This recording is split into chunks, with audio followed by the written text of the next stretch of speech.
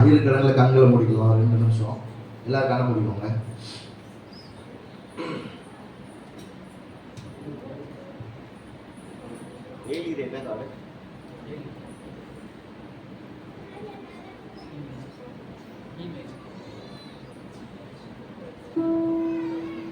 கண்ணை முடிக்கோங்க. எல்லாரும் வாயில திறந்து அந்நிய பாஷை பேசுறாங்க.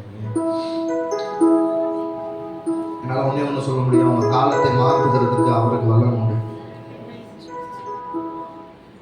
கண்களை மூடி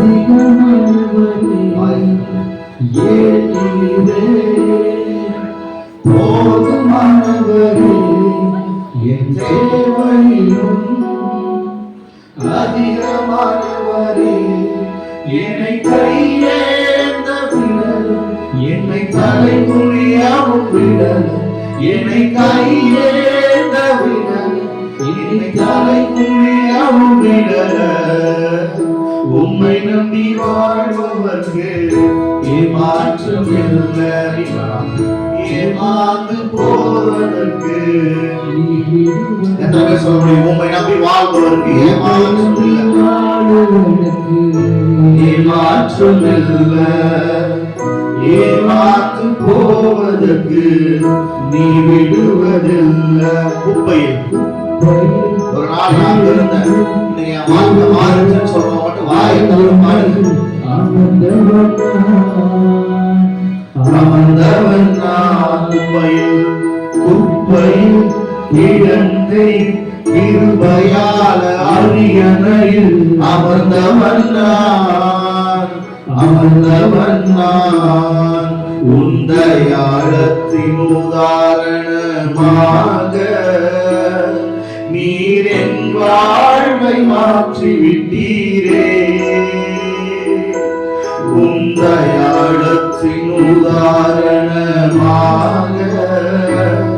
நீர் என் வாழ்வை மாற்றி விட்டீரே. ஏறீரே போதுமானவரே என் சேவையிலும் அதிகமானவரே.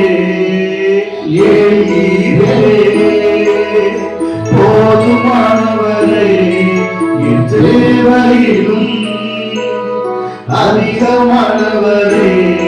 என்னை கையேந்த விடல, என்னை தலைமுடியாவும் விடல, என்னை கையேந்த விடல, என்னை தலைமுடியாவும் விடல. உம்மை நம்பி வாழும் எனக்கு ஏமாற்றம் இல்லை, ஏமாந்து போவதற்கு நீ விடுவதில்லை. உம்மை நம்பி வாழும் எனக்கு ஏமாற்றம் இல்லை, ஏமாந்து போவதற்கு நீ விடுவதில்லை. உமக்கு நன்றி செலுத்துகிறோம். நீர் எங்களை ஏமாந்து போக விடாத ஒரே ஒரு தெய்வம். என்னால உறுதியா சொல்ல முடியும், மனிதர்கள் உங்களை ஏமாற்றினாலும் ஏமாற்றாத ஒரு தெய்வம் உங்களுக்கு உண்டு. சொன்னதை செய்பவர். வாக்கு கொடுத்துட்டாரு அப்படின்னா வாக்க மீறுவதற்கு அவர் மனிதன் கிடையாது. வாயை திறந்து அந்நிய பாஷை பேச ஆரம்பிங்க. என்னால ஒரு காலத்தை மாற்ற முடியும்னா முடியாது, அவரால் முடியும். இந்த இடத்துல மீது ஒரு வேகம் திறந்து நிற்கட்டும். காலங்கள் மாறுகிற ஒரு அனுபவம், அவங்க சூழ்நிலை மாறுகிற ஒரு அனுபவம். இதோ திறந்த வாசலை உணர்ந்ததாக வைத்திருக்கிறேன். ஒரு கூட்டக்கூடாதபடிக்கு எந்த மனிதனும் வாழ்க்கையில் அடைப்படாதபடிக்கு ஒரு வாசல் ஒரு நிலை திறந்து இருக்கட்டும். உங்களை அதிசயம் காணப்படுவேன்னு சொன்னாருன்னா அவர் காணப்படுவார். அநேகருக்கு அழைப்பு விடப்பட்டுச்சு, ஆனா வந்த உங்களுக்கு அந்த ஆசீர்வாதமே. ஆண்டவர் கூட்டத்தை பார்த்து ஆசீர்வதிக்கிறது இல்ல, இருதயத்தை பார்த்து ஆசீர்வதிப்பார். இருதயத்தை திறந்து ரேஷெப்ரோ ரேகபாச்சலைனே. அநேகரால் அவமானப்பட்ட ஒன்னதான் ஆண்டவர் தெரிஞ்சிருக்கிறார். ரேஷெப்ரே வாழ்க்கையில கடந்து வந்த பாதைகளை மறந்துருக்க, கடந்த காலத்தை இன்றைக்கு உங்க வாழ்க்கையோட வெளியே போட்டோம். ரேஷெப்ரோ ஹோஷோ ராமா ஷாத்தே ரே அஃப்ராத் அலா ஷேத்தே லேதுமா ரே கஷெப்ரோ ஹோஷோ ரே மாஷாக வாக்குத்தத்தம் பண்ணினது சுதந்திரிக்கிற ஜனங்களா, வாக்குத்தத்தம் பண்ணினது சுதந்திரிக்கிற ஜனங்களா, கானானுக்குள்ள அல்ல, கானானு சுமந்து செல்கிறவர்களா. நான் திருப்பி சொல்றேன், கானானுக்குள்ள போறவங்க கிடையாது, கானானை சுமந்து செல்கிறவர்கள். விசுவாசம் இருந்துச்சுன்னா கொஞ்சம் கையை தட்டி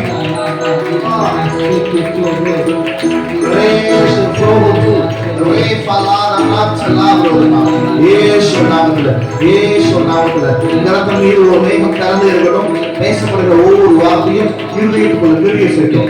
இயேசு நாமத்தில் ஜெபிக்கிறோம் நல்ல பிதாவே, ஆமென் ஆமென்.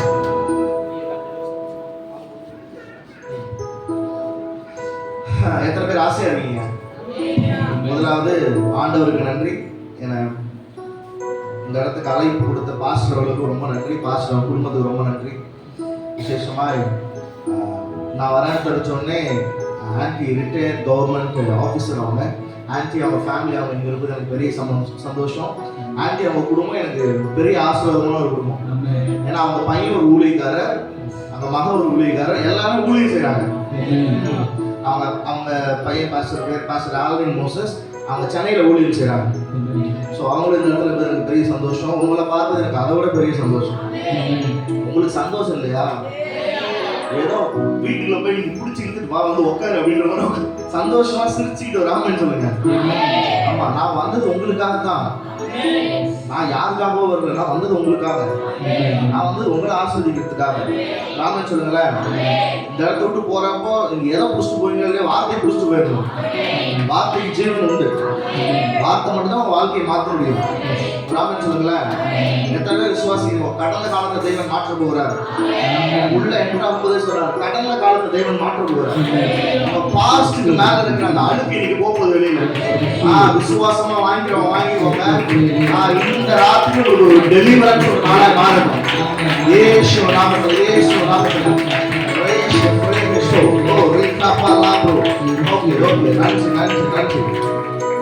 நம்முடைய முற்பிதாக்கள் ஆபிரகாம், ஈசாக்கு, நீங்க பேசணும். ஆபிரகாம், மூன்று பேரும் முற்பிதாக்கள், ரைட்டா? இதுல ஆபிரகாம் வாக்குத்தத்தத்தினால் ஆஸ்வதிக்கப்பட்ட ஒரு மனுஷன். அவனுக்கு வெறும் ப்ராமிஸ் இருந்துச்சு, ப்ராமிஸ்னால வார்த்தையால் ஆஸ்வதிக்கப்பட்ட ஒரு ஆள். ரெண்டாவது ஈசாக்கு ஆணையினால் ஆஸ்வதிக்கப்பட்ட ஒரு மனுஷன். அப்படின்னா ஆபிரகாம் நீ ஆஸ்வதிக்கப்படுவ அப்படின்னாரு, ஈசாக்கு ஆஸ்வதிக்கப்பட்டுட்டான். புரியுதா? புரியுதா? நீங்க பேசணும்ன்றா, நீங்க தான் என்கிட்ட பேசணும். புரியுதா? யாக்கோபு தேவனால், தேவ கிருபையினால் ஆஸ்வதிக்கப்பட்ட ஒரு மனுஷன். ஒரு ஆமென் சொல்லுங்களேன். இன்னைக்கு ஆண்டவர் உங்களுக்கு ஒரு வாக்குத்தத்தத்தை கொடுக்க போறாரு. என்ன வாக்குத்தத்தம் அப்படின்னா, உன்னை ஆசீர்வதிக்க எந்த மனுஷனும் தேவையில்லை, அவர் கிருபை போதும். எத்தனை பேர் நம்புறீங்க? அதை இருக்கிற பிள்ளைகள் மீதும், பெற்றோர்கள் மீதும், அண்ணன் மீதும், அக்கா மீதும், தங்கச்சி மீதும் ஒரு வார்த்தை சொல்றேன், ஒன்னை ஆசீர்வதிக்கிறதுக்கு ஒரு மனுஷன் தேவையே கிடையாது. எந்த மனுஷனுடைய வல்லமையும் உன்னை ஆசீர்வதிக்க முடியாது. அவர் கிருபை மாத்திரம்தான் அவனை ஆசீர்வதிக்க முடியும். ஆமென். ஆதியாகமம் புஸ்தகம் 28வது அதிகாரம் 5வது வசனம். ஆதியாகம புஸ்தகம் எடுத்து வாசிக்கலாம்.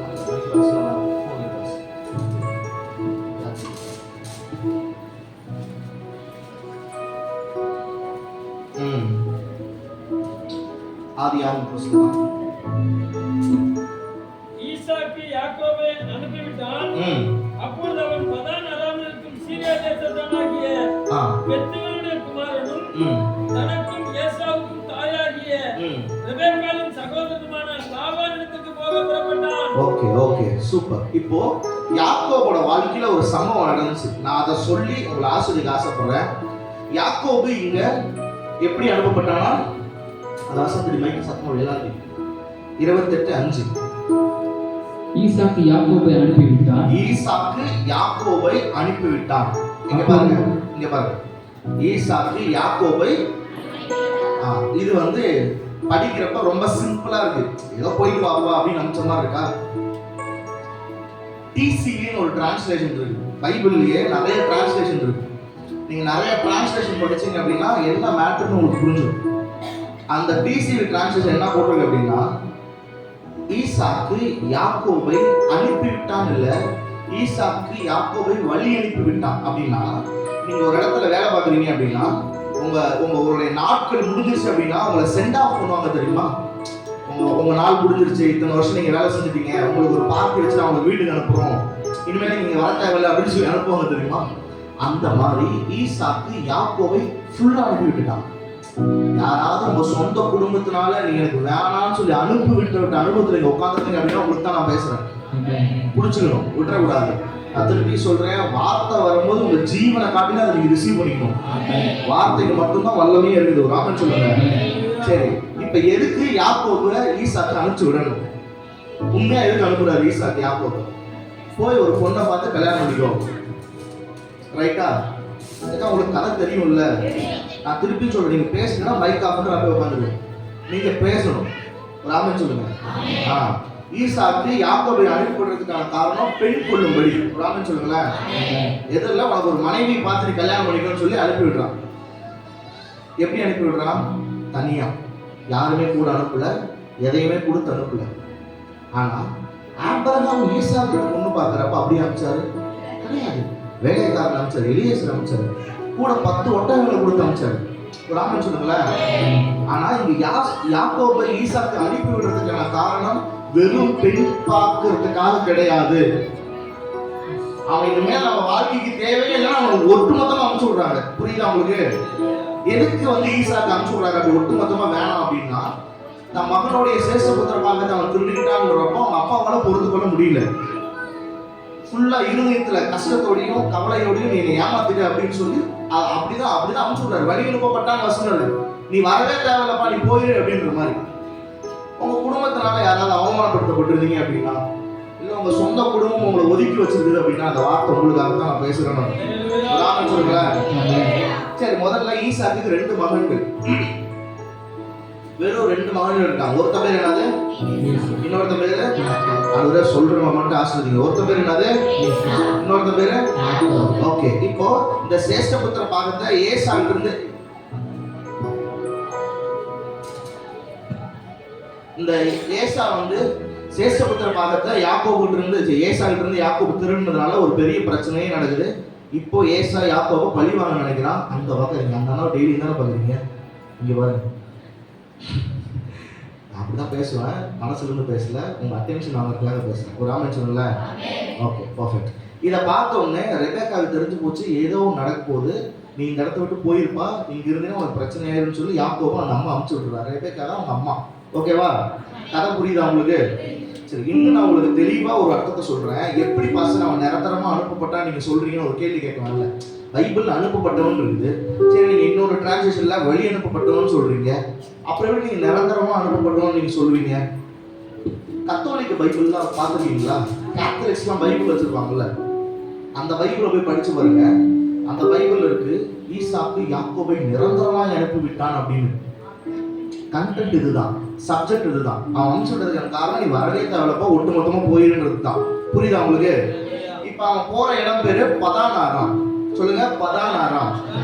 பதானாராம்ல கிட்டத்தட்ட ஒரு 14 வருஷம் வேலை செய்யறான், பிளஸ் ஒரு 6 வருஷம், மொத்தம் 20 வருஷம் அந்த ஊர்ல இருக்கிறான். ஓகேவா? நான் ஏன் அவ்வளவு தூரம் உங்களுக்கு மெனக்கெட்டு பின்னாடி சொல்லிட்டு இருக்கேன்னா, இதை புரிஞ்சாதான் நான் சொல்ல போற மேட்டர் புரியும். ஆயிருக்குல்ல, அதான் சொன்னாங்க. Super, bless you. இப்போ பதானாராம்ல போய் யாக்கோபு அத்தனை வருஷம் கஷ்டப்படுறப்போ அப்பா ஒரு நாள் நினைச்சு பார்க்கல, ஈசாக்கு பையன் என்ன பண்றான், என்ன இருக்கான், எப்படி இருக்கிறான். ஒருவேளை உங்களை அனுப்பிச்சு விட்டு உங்க ஃபேமிலி யாரும் உங்களை பத்தி யோசிக்கல அப்படின்னா சந்தோஷமா இருக்க, பரவாயில்ல உங்க கூட இருக்குதுன்னு அர்த்தம். உங்களோட அழைப்பு உங்ககிட்ட இருக்குதுன்னு அர்த்தம். ஒரு ஆமேன்னு சொல்லுங்களேன். ஈசாக்கு ஒரு நாள் நினைச்சு பார்க்கல, யாக்கோபு போயிட்டானே பதானாராமுக்கு, என்ன நடக்குது, என்ன பண்றான், ஒன்னும் அனுப்பல. அத்தனை வேலைக்காரர்கள் இருக்கிறாங்க. யாக்கோபை பத்தி ஒருத்தரை கூட நினைச்சு யாக்கோபு என்ன பண்றான்னு அவனை பார்த்து அனுப்பவே இல்லை. ஒரு ஆமேன்னு சொல்லுங்களேன். கிட்டத்தட்ட யாக்கோபு பிரயாணப்பட்டு அந்த பதானாராம்னு ஒரு தேசத்துக்கு போகணும் அப்படின்னா அவன் நிற்கிற இடம், அதாவது எங்கிருந்து அவன் எங்க போறான்னு நான் சொல்றேன், அவன் பெயர் ஷபா அப்படின்னு ஒரு ஊர்ல இருந்து பதானாராம் அப்படின்னு ஒரு ஊருக்கு போனான். கிட்டத்தட்ட ஒரு நம்ம ஊர் கணக்குப்படி பார்த்தா 712 கிலோமீட்டர் அவன் கிராஸ் பண்ணி போகணும். புரியுதா உங்களுக்கு? 712 கிலோமீட்டர் அதை கடந்து அவன் அந்த பதானாராம் அப்படின்ற ஊருக்கு போகணும். இப்ப யாக்கோபு ஒரு நாள் நடந்து பெத்தேல் அப்படின்ற ஊருக்கு வந்துடுறான். ஒரு நாள் நைட்டு பூரா நடந்து, கிட்டத்தட்ட பைபிள் ஸ்காலர்லாம் சொல்றாங்க ஒரு நாள் அவன் 70 கிலோமீட்டர் நடந்து 70 கிலோமீட்டர்ஸ் நடந்து பெத்தேல் வந்துட்டான். இப்ப பெத்தேல்ல தான் அவனுக்கு வந்து ஒரு சம்பவம் நடக்குது.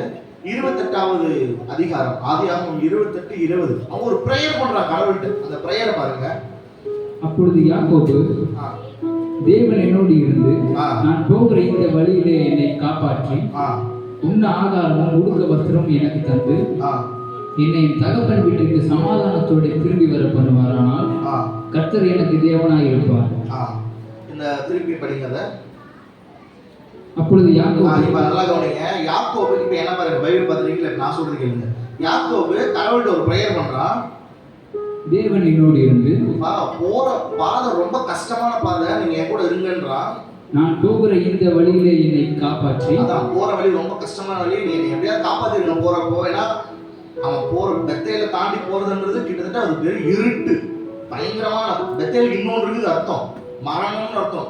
சரி, நான் அதை எக்ஸ்பிளைன் பண்றேன். அந்த யோர்தானை கிராஸ் பண்ணி தான் போவான். சாரி, பெத்தேல் இல்ல, யோர்தானை கிராஸ் பண்ணி போவான். யோர்தானுக்கு மரணம் அப்படின்னு அர்த்தம். ஒரு ஆமென் சொல்லுங்களேன்.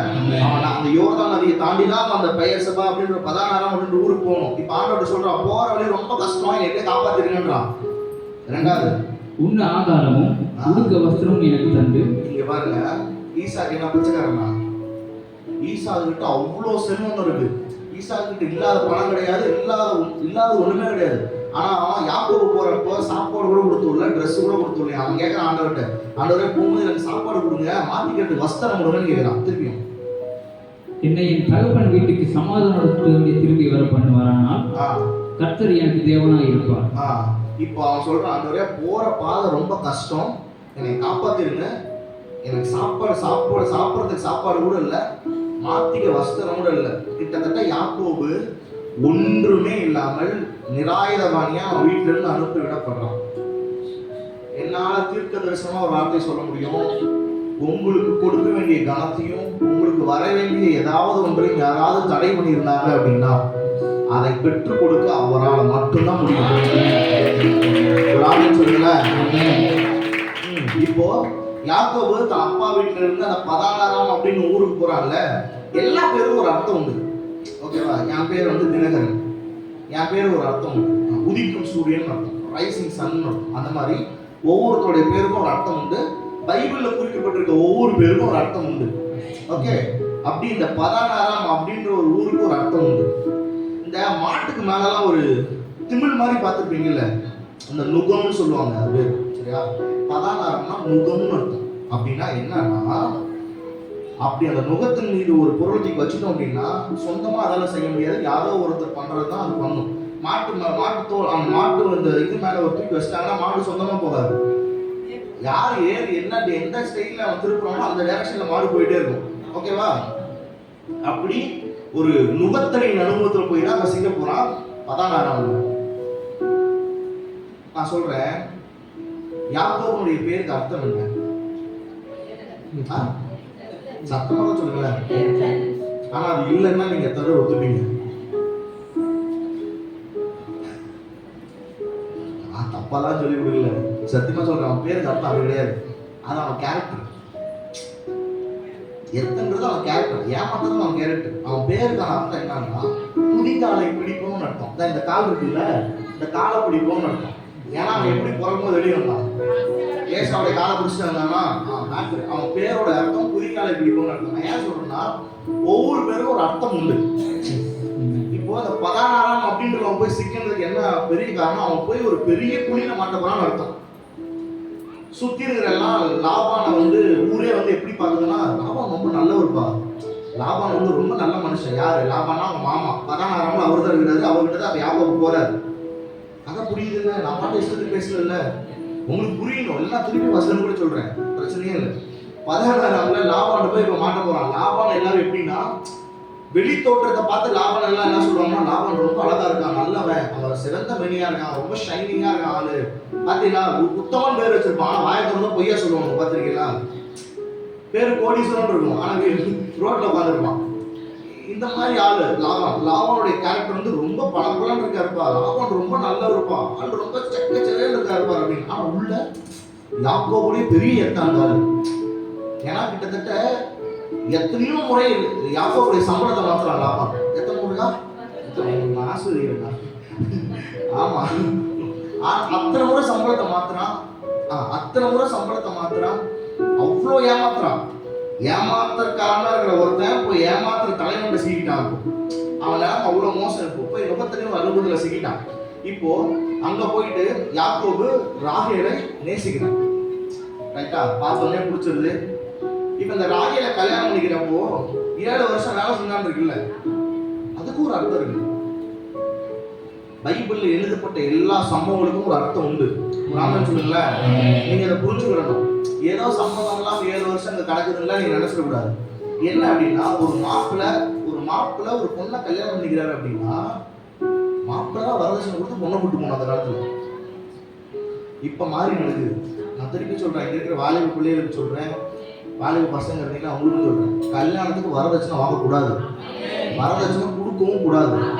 நான் வாங்கல, நான் கொடுக்கல, நான் சொல்றேன், நான் செஞ்சதான் சொல்றேன். உங்களுக்கு வாங்கக்கூடாது, நீங்க கொடுக்கவும் கூடாது. சரிங்களா? அப்படி உங்க அப்பா அம்மா வந்தாங்கன்னா வேணாம்னு சொல்லி கொடுக்க கூடாதுன்னு சொல்லணும். இன்னைக்கு நடக்கிற எல்லா பிரச்சனையும் எங்க பஸ் ஆரம்பிக்குது? வரதட்சணையும் தான் ஆரம்பிக்குது. முதல்ல உங்க வீட்டுல சொன்னாங்களே ஏன் செய்யணும்னு ஆரம்பிக்கிறாங்க. வாங்கக்கூடாது, கொடுக்கக்கூடாது.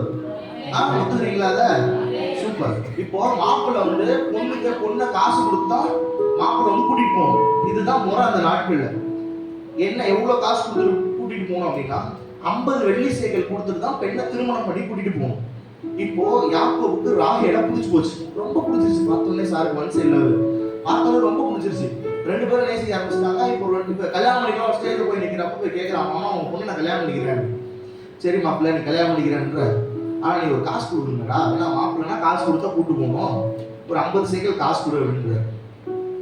50 சேக்கல் என்கிட்ட காசு இல்லையா மாமா, எங்கள் அப்பா ஒன்று கொடுத்து அனுப்பிச்சுடுது, எனக்கு சாப்பாடே கொடுக்காம அனுப்பிச்சுடுறாரு, நான் ரோட்டில் வரப்போ ப்ரேயர் பண்ணி நான் வந்துட்டு இந்த இடத்துக்கு, எப்படி மாமா அப்படின்னா. அப்போ அவன் லாபான் சொல்கிறான், சரி உங்கள்கிட்ட காசு இல்லை, நீ 7 வருஷம் என்கிட்ட வேலை செய், நீ 7 வருஷம் வேலை செஞ்சின்னா உனக்கு 50 சேக்கல் சம்பளம் வந்துடும், நீ ஆட்டை பார்த்துக்கோ அப்படின்னு சொல்லி 50 சேக்கல் சம்பளத்துக்கு அந்த வேலை வச்சு பொண்ணை கல்யாணம் பண்ணிக்கலாம். புரியுதா உங்களுக்கு? இப்போ மாற்றி கல்யாணம் வச்சாரு நம்ம மாமா. அந்த ஸ்டோரி பெருசு, நமக்கு போவேன். மறுபடியும் 7 வருஷம் வேலை செய்கிறான். இன்பிட்வீன்ல எத்தனை தடவை பணத்தை மாத்திரான்னு சொன்னீங்க? சம்பளத்தை 10 முறை சம்பளத்தை மாத்திரான். எங்கேயாவது நம்ம 10 முறை சம்பளத்தை மாத்திரம் வேலைக்கு போவோமா? ராகேலுக்கு அவ்வளோ லவ் செய்யுது, இவரு யாக்கோபுக்கு அவ்வளோ லவ். இருந்தாலும் வேலை செய்யறாரு. ஒருத்தரும் இறங்கி வரல, ஒருத்தரும் அடிமைத்தனத்துட்டு இருக்க யாக்கோபை காப்பாற்ற வரல. அப்பா வரல, அம்மா வரல, வேலைக்காரன் வரல, ஒருத்தர் வரல. இருக்கானா இல்லையான்னு கண்டிக்கல, ஆனா ஒருத்தர் இறங்கி வந்தார்.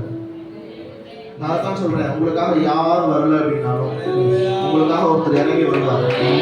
யாக்கோபுக்காக கர்த்தர் இறங்கி வந்தார். திருப்பி சொல்றேன், உங்க சொந்த குடும்பத்துல இருந்து உங்களுக்கு யாரும் வந்து நிக்கல அப்படின்னா தண்ணீர் மட்டும் விட்டுறாரு. கர்த்தர் உங்களுக்காக நிக்கிறாருன்னு அர்த்தம். நான் சொல்லுங்களேன், எனக்கு தெரியும், யாரோ ஒருத்தர்கிட்ட சம்மட்டி போல பேசிட்டு இருக்கான்னு எனக்கு தெரியும். நீங்க எப்படி சொல்றீங்க கர்த்தர் இறங்கி வந்தாரு? இறைமையா புஸ்தக வாசம், இறைமையா 2:4 வாசம்.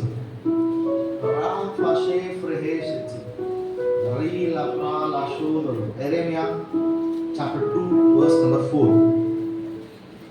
யாக்கோபின் குடும்பத்தாரே, இவ கேளுங்க, யாக்கோபின் குடும்பத்தாரே, இஸ்ரவேலின் குடும்பத்தின் வம்சங்களே, இஸ்ரவேலின் குடும்பத்தின் வம்சமே, நீங்கள் எல்லோரும் கர்த்தருடைய வார்த்தையை கேளுங்கள். நீ எல்லாம் கர்த்தருடைய வார்த்தையை கேளு. 20 வருஷம் அப்படி அதே சாப்டர்ல 20. யாக்கோபின் வம்சமே, இஸ்ரவேலர்களே, கர்த்தருடைய வார்த்தையை கேளுங்க. பூர்வ காலம் துவங்கி ஆதி காலத்துல இருந்தே நான் முகத்தடியை முடித்து. இங்க கேளுங்க, யார் முகத்தடியை முடிச்சது? யார் முகத்தடியை முடிச்சது? சொல்லுங்க, வருத்தமா சொல்லுங்க. கர்த்தர். ஆண்டவர் தான் முகத்தடியை முடிச்சது. ஒரு ஆமென் சொல்லுங்க. யாக்கோபு நம்பிச்சிட்டாருன்னா யாரு? யாக்கோபுக்கு அப்ப முகத்தை முடிச்சது யாரு? கர்த்தர். நான் திருப்பி சொல்றேன், உங்களுடைய அடிமைத்தனத்தை முடிக்கிறதுக்கு அவரால் மாத்திரம்தான் முடியும். ஒரு ஆமென் சொல்லுங்களேன். எத்தனை பேர் விசுவாசிக்கிறீங்க? எத்தனை பேர் விசுவாசிக்கிறீங்க உங்களுடைய அடிமைத்தனம் இனி இருந்து போக போகுது? எத்தனை பேர் விசுவாசிக்கிறீங்க? அதை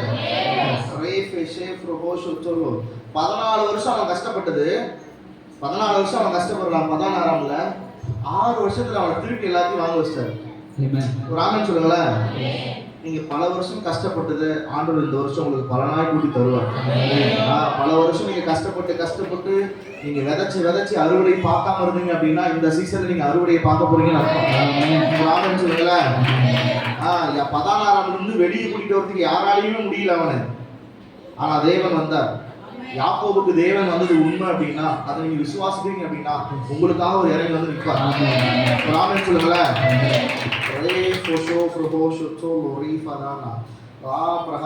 ஓகே, அத்தனை வருஷம் அவன் கஷ்டப்பட்டுட்டு ஆண்டவர் இப்ப வெறும் கோலும் கையுமாய் கிராஸ் பண்ணி போன ஒருத்தனா 2 ராஜாக்களுடைய சொத்தை கொடுத்து கூட்டிட்டு வர்றாரு.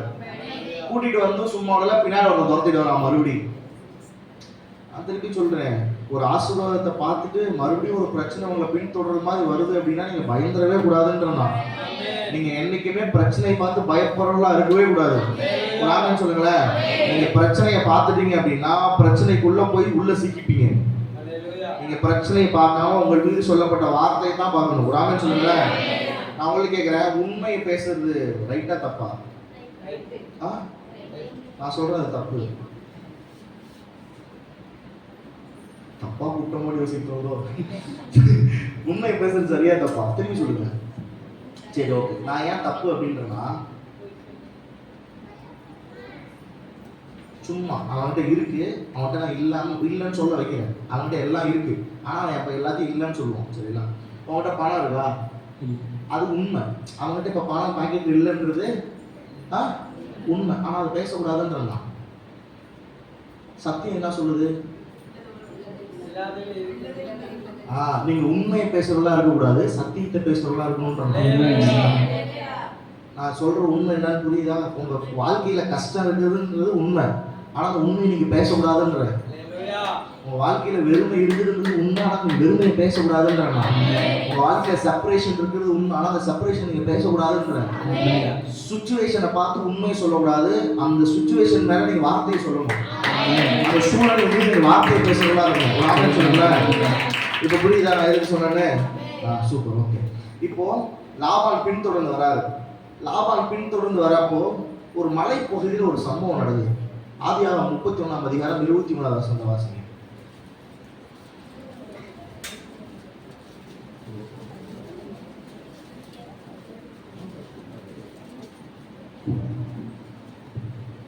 இப்படி அவன் தனக்கு உண்டானவர்களை எல்லாம் எடுத்துக்கொண்டு ஆற்றை கடந்து கீழையாத்து மலையை நோக்கி ஓடி போனான். இப்போ இந்த கீழையாத் அப்படின்ற ஒரு மலை பகுதி இருக்குல்ல, பைபிள்னா பிரச்சனையே இல்லை பாருங்க. கீழையாத் அப்படின்ற இந்த மலை பகுதி கேள்விப்பட்டீங்களே? படிச்சாருல பாஸ்டர், அவங்க பாஸ்டர் தான். பாஸ்டர் படிச்சாருல்ல? சீரியஸாகவும் பாஸ்டர் தான், சிரிக்காதீங்க. ஆமா, மறுபடியும் படிங்க. பார்க்க டிஃப்ரெண்டா இருக்கும் போல. சரி, படி.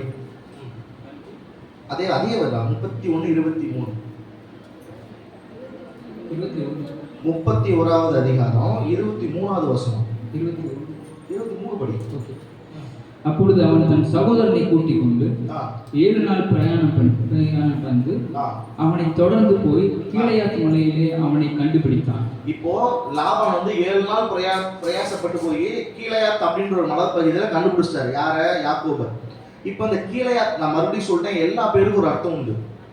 இந்த கீழையாத் அப்படின்னா என்னன்னா பிசில் தைலம்னு அர்த்தம்.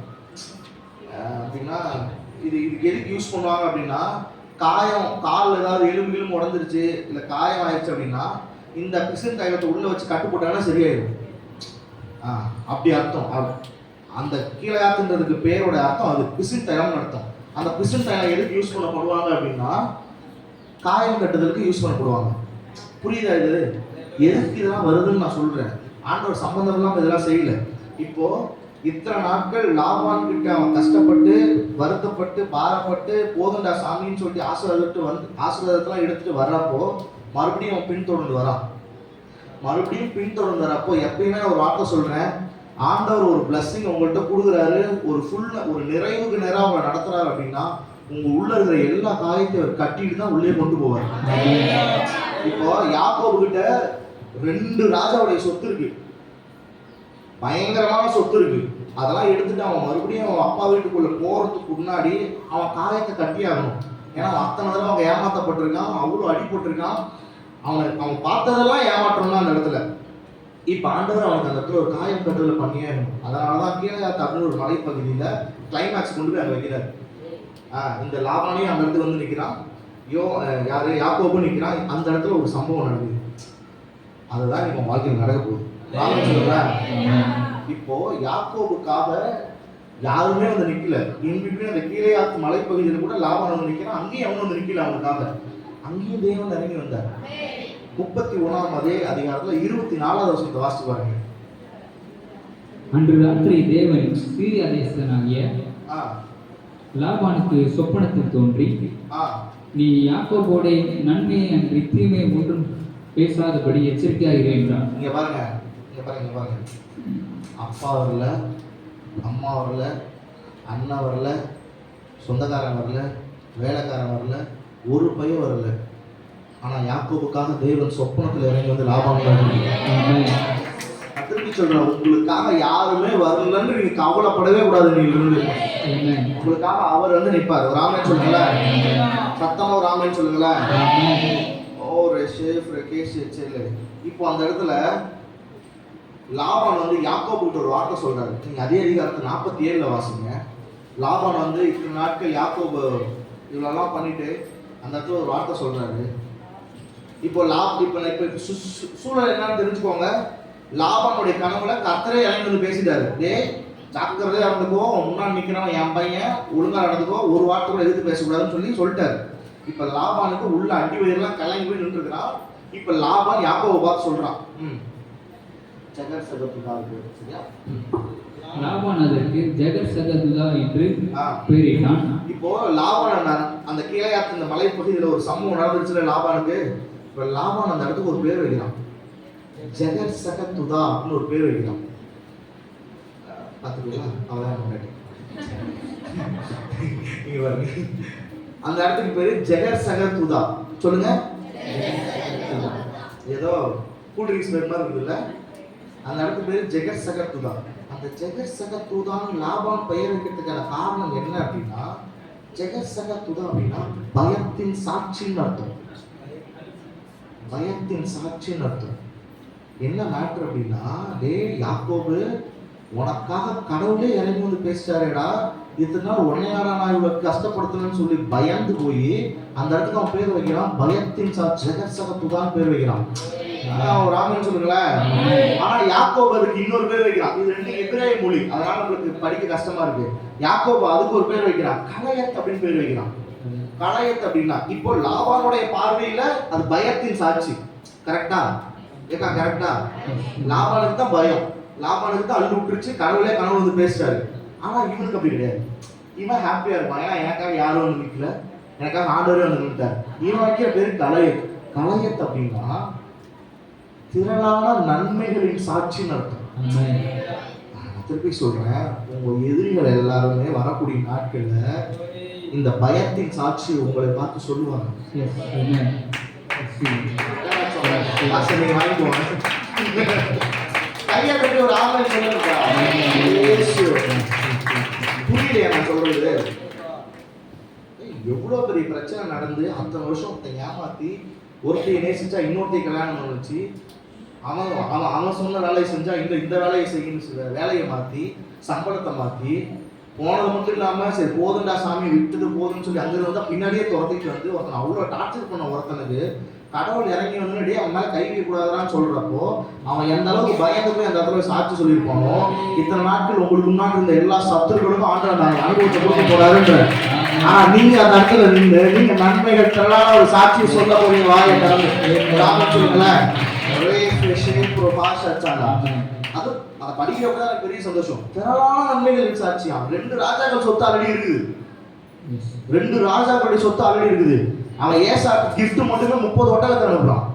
அவன் பின்னாடி நான் வரேன், அவன்கிட்ட அவ்வளோ இருக்குது.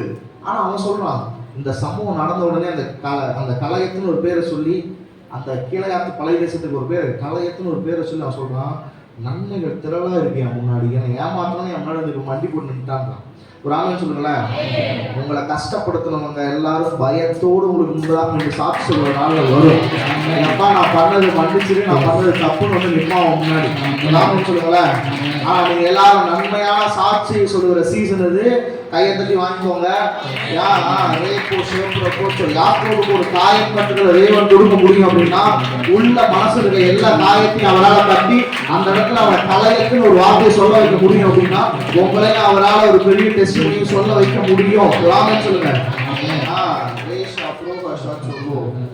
ஓகே, நான் முதல்ல மறுபடியும் சொன்னேன், நான் உங்களுக்கு பைபிள் காலேஜில் சொல்லித்தர விஷயத்தை நான் சொல்லி கொடுத்துட்டு இருக்கேன். அதனால தயவு செஞ்சு கேட்டுக்கோங்க. யாக்கோபு ஃபர்ஸ்டே சொன்னேன், யாக்கோபு அனுப்பப்பட்ட போது அவன் ஒரு நதியை கிராஸ் பண்ணி தான் போனான் அப்படின்னு. யோர்தான் ஒரு நதியை கிராஸ் பண்ணி தான் அவன் கடந்து போனான்னு நான் சொன்னேன். யோர்தான் அப்படின்னா கிட்டத்தட்ட அது பேர் மரணத்தின் அடையாளம்னு அர்த்தம். அந்த பேருக்கு அர்த்தம் சரிங்களா. யோர்தான் அவன் கிராஸ் பண்ணி போகும்போது இத்தனை நாள் அவன் பெயர்ச்சி அதாவது அவன் சொந்த ஊர்ல கானான்ல அவன் என்னென்ன கோட்டை கட்டி வச்சிருப்பான். அப்பா அம்மாவோட இருந்து இதெல்லாம் பண்ணலாம், அண்ணனோட இருந்து இதெல்லாம் பண்ணலாம், இவ்வளவு பெரிய வீட்டை கட்டலாம், அதை பண்ணலாம், இதெல்லாம் யோசிச்சுருப்பாங்க. இப்போ அவங்க அப்பா போன்னு சொன்னோடனே அவன் அந்த யோர்தானை கிராஸ் பண்ணி போறப்போ கிட்டத்தட்ட மரணத்தை கிராஸ் பண்ணி போறப்போ அவனுடைய ஐடென்டிட்டி, அவனுடைய அடையாளம், அவனுடைய ஆசைகள், கனவுகள் எல்லாம் செத்து போய் ஒரு புது ஒரு வேற ஒரு மனுஷனாதான் அவன் பெயர் சபாவுக்குள்ளேயே போறான், லாபான் வீட்டுக்கே போறான். புரியுது அவங்களுக்கு? இப்போ அதே பதானாராமிலிருந்து திருப்பி அவன் அப்பா வீட்டுக்கு வரப்போ மறுபடியும் என்ன பண்றான், அதே யோர்தானை கிராஸ் பண்ணி தான் வரான். ஒரு ஆபத்து இல்லைங்களேன். எந்த இடத்துல அவனுடைய தரிசனங்கள்லாம் செத்து போச்சோ, எந்த இடத்துல அவனுடைய ஆசைகள் எல்லாம் மண்ணுக்குள்ள போச்சோ, மறுபடியும் அதே இடத்த கிராஸ் பண்ணி வரப்போது புதிய தரிசனத்தோட அவன் வெளியே வரான். ராமன் சொல்லுங்க, நான் சொல்றேன் உங்களுக்கு ஒரு புதிய தரிசனத்தை கொடுக்க போற சீசன். ராமன் சொல்லுங்க, நான் இப்படி சொல்லட்டா நான் ரொம்ப சிம்பிளா சொல்லட்டா, ஜீரோவா கிராஸ் பண்ணி போனவங்க ஹீரோவா வெளியே வரான். ஆண்டவர்களை உயர்த்தி வைக்கிற நாட்கள் வந்துருச்சு. கட்டுமான பணிகளை கட்டி முடிக்கிற சீசன் வந்துருச்சு. 2026 ஆண்டவர்களை அலங்காரிக்கிற நாளாக மாறட்டும். எனக்கு சத்தம் கேட்டு அலங்கரிக்க பண்ணுவாங்க ஒரு சத்தம் கேட்டு ஒரு அலங்கரிக்க பண்ணுற நாட்கள் வரும். ஒரு ஆமென் சொல்லுங்களேன். கோலும் கையுமா கடந்து போவனுக்கு ஆண்டவர் 2 பரிவார ஆசீர்வாதங்களை கொடுக்க முடியும் அப்படின்னா உங்க வாழ்க்கையில அவரால் ஆசீர்வதிக்கப்படாத ஒரு கைகள் குறுகியே போல கையை தட்டி வாங்கிக்கோங்க. ஒரு பிளஸிங்ஸ் என்கவுண்டர் நோக்கி வரணும்.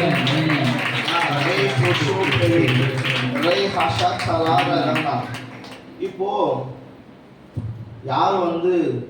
யாருக்கு பயந்துட்டு அவன் அந்த அவன் சொந்த ஊர் விட்டுட்டு ஓடி லாபான் வீட்டுக்கு போனானோ அவனையே மீட் பண்ற டைம் வந்துருச்சு. ஏசா அவன் அண்ணனுக்கு பயந்துட்டு தான் ஓடி போனான், பொண்ணு கிட்ட போவான்ட்டு. மறுபடியும் ஏசாவை மீட் பண்ற டைம் வருது. ஏசாவை மீட் பண்ற டைம் வரும்போது யாக்கோபுக்கு பயம் வந்துருச்சு. அடாடாடா இவனுக்கு பயந்துட்டு தானே எடுத்து ஓடணும், இப்போ இவனையே மீட் பண்ற டைம் வருது, நம்ம என்ன பண்ணுவானோ, சரி அவனை சமாதானப்படுத்துறதுக்காக நம்ம ஏதாவது கிஃப்ட் கொடுப்போம் அப்படின்ட்டு ஜெனசிஸ் 23 ஆதியாகமம் 23:13 அதான் நினைக்கிறேன். வெகுமதியாய் 30 ஒட்டங்களை கொடுத்தான் சொல்லுவேன். இல்லை வேற வருஷம் அது வாசிங்க. வாசிங்க வாசிங்க.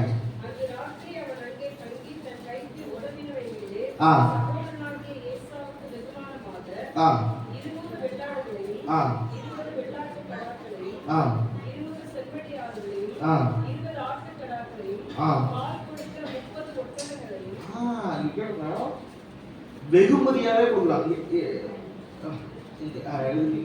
எழுதலாம் இப்போ நீங்க எனக்கு கிஃப்ட் கொடுக்குறீங்க அப்படின்னா எவ்வளவு கொடுப்பீங்க?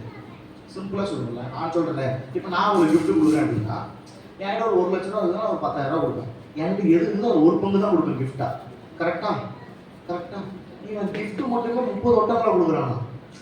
ஒட்டகம்னா நமக்கு சாதாரணமா தெரியுதுல்ல. இப்போ நம்ம ஊர் மதிப்புக்கு ஒரு ஒட்டகம் ஒரு BMW காருக்கு சமம். ஒரு ஒட்டகம் ஒரு BMW காருக்கு சமம். அந்த நாட்கள்ல இப்போ வேல்யூ பண்ணோம்னா ஏசாக்கு 30 BMW கார் போகுது. அப்போ அவங்ககிட்ட எவ்வளோ இருந்திருக்கும்? உங்களுக்கு புரியுது என்ன சொல்ல வரேன்னு? அவங்ககிட்ட எவ்வளோ ஆசீர்வாதம் இருந்திருக்கும்? ஒன்றுமே இல்லாமல் வெறும் கையும் வெறும் கோடுமா கடந்து போனோன்னே ஆண்டு அவ்வளோ ஆசீர்வாதத்தை கொடுக்குறப்போ உங்களுக்காக ஒரு சிலுவையில் மறிச்சு ரத்தத்தை செஞ்சு விலைக்கிறைவா அவங்களை வாங்கி ஃபுல்லா உங்களுக்கு எல்லாத்தையும் கொடுத்து ஒரு நம்மளை ஆசிரியர் கூடாத கை கூடி போயிட்டு நினைக்கிறீங்களா? வாய்ப்பே கிடையாது. ராமேஸ்வரம் வரலாறு ஹிஸ்டரி சொல்லுது. சூப்பர். அவங்க கொஞ்சம் அமைதியாக இருக்கீங்களா? வரலாறு சொல்லுது ஆபிரகாம் செல்வந்தன், சரிங்களா? ஈசாக்கு அவனை விட செல்வந்தன். நம்ப மாட்டீங்க, யாக்கோபு இவங்க 2 பேர்த்துல பெரிய செல்வந்தன். நான் சொல்றேன், கிருபை ஒருத்தனுக்கு தொட்டுருச்சு அப்படின்னா, தேவ கிருபை ஒருத்தனை ஆசீர்வாதம் கொடுத்துருச்சு அப்படின்னா, அது எந்த மனுஷனோட அடையாளத்தை எல்லாம் மாற்றுகிற ஒரு பெரிய வல்லமையாக மாற்றிடுறேன். என்னால விசுவாசமா சொல்ல முடியும், இந்த இடத்துடைய அடையாளத்தை கற்று மாற்றுகிற நாள் வந்து வாங்கிக்கோங்க. நீங்க கிஃப்டா அநேகருக்கு அள்ளி கொடுக்குற நாள் வரும்.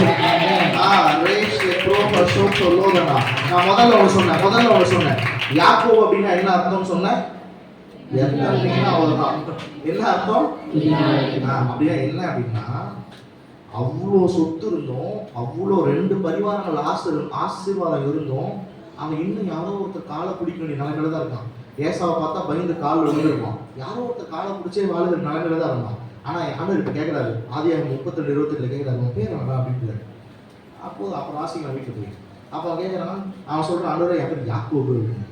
இனிமேல் உன் பேர் யாக்கோபு கிடையாது, இனிமேல் உங்களை காலை பிடிக்கிற வாழ்க்கை கிடையாது, இன்னும் உன் பேர் இஸ்ரவேல்னு. இஸ்ரவேல் அப்படின்னா தேவனுடைய பிரபுன்னு அர்த்தம். யார் காலையோ பிடிச்சுதான் வாழணுன்ற அவசியம் உங்களுக்கு கிடையவே கிடையாது. ஒரு ஆமென் சொல்லுங்களேன். நீங்க யாரை பார்த்து பயப்பட வேண்டிய அவசியமே கிடையாது. ஒரு ஆமென் சொல்லுங்களேன். நீங்களும் நானும் தேவனுடைய பிரபுக்கள் அப்படின்னா, நீங்களும் நானும் அவருடைய புத்திரர்கள் அர்த்தம், அவருடைய மகள்கள் அர்த்தம். ஒரு ஆமென் சொல்லுங்களேன். இனி நீங்க யார காலையும் பிடிக்க தேவையே இல்லை. நீங்க இனிமேல் யாருக்காகவும் அளவும் தேவையில்லை. உங்க நாட்கள் முடிஞ்சது. இதை நீங்க கழிந்து மகிழ்ந்து கழிவுற ஒரு அனுபவத்துக்கும் உங்க கால்கள் செல்லும். நான் விசுவாசிக்கிறேன், நீங்க விசுவாசிங்கன்னா வாங்கிக்கோங்க. அதே எந்த ஊரை விட்டு பயந்து, யாருக்கோ ஒருத்தருக்கு பயந்து தனியா தேசத்தை விட்டு ஓடி போனாலும், இப்போ அவன் மறுபடியும் அந்த நாட்டுக்குள்ள வரப்போ ஒரு சமூக வசனம் சொல்லுது. ஆதியாகமம் 35:5 வாசிங்க. அவன் அதே ஊரை விட்டு தான் பயந்து போறான். யாருமே அவன் கொன்றுவாங்களோ, இந்த இடத்துல இருக்க வேணாம்னு சொல்லி யாக்கோபு பயந்து போறான். இப்போ அந்த ஊருக்கு மறுபடியும் வர்றப்போ பின்பு பிரயாணம் புறப்பட்டார்கள். அவர்கள் சுற்றிலும் இருந்த பட்டணத்தாரும் தேவனாலே பயங்கரம் உண்டானதனால் அவர்கள் யாக்கோபின் குமாரனை பின்தொடர்ந்திருந்தார்கள். அப்படின்னு அர்த்தம்னா, அவரை குறிச்சு பயம் அந்த தேசத்துல பற்றிருச்சான். திருப்பி சொல்றேன், உங்களை யார் யாரெல்லாம் வேணாம்னு சொல்லி ஒதுக்கி வச்சாங்களோ, யார் யாரெல்லாம் உங்களை இதுக்கு மேல தேவையில்லைன்னு சொல்லி நிராகரிச்சு வச்சாங்களோ, அவர்கள் எல்லோரும் உங்களை ஆசீர்வதிக்கிறத பார்த்து பயப்படுற நாள் வரும். வாங்கிக்கோங்க, நிச்சயமா வரும். யாருக்கு முன்னாடி நீங்க பயந்தீங்களோ அவர்களுக்கு முன்னாடி கம்பீரமாய் நடந்து சென்ற ஒரு நாள் இதோ. நான் சொல்லட்டா, யாக்கோபு திரும்பி வர வரைக்கும் அவங்க அப்பா உயிரோட தான் இருந்தாரு. இது ஏதோ உயிரோடு இருந்தாரு நினைக்காதீங்க. வாசிங்க ஆதியாகமம் 35:27 வாசிங்க.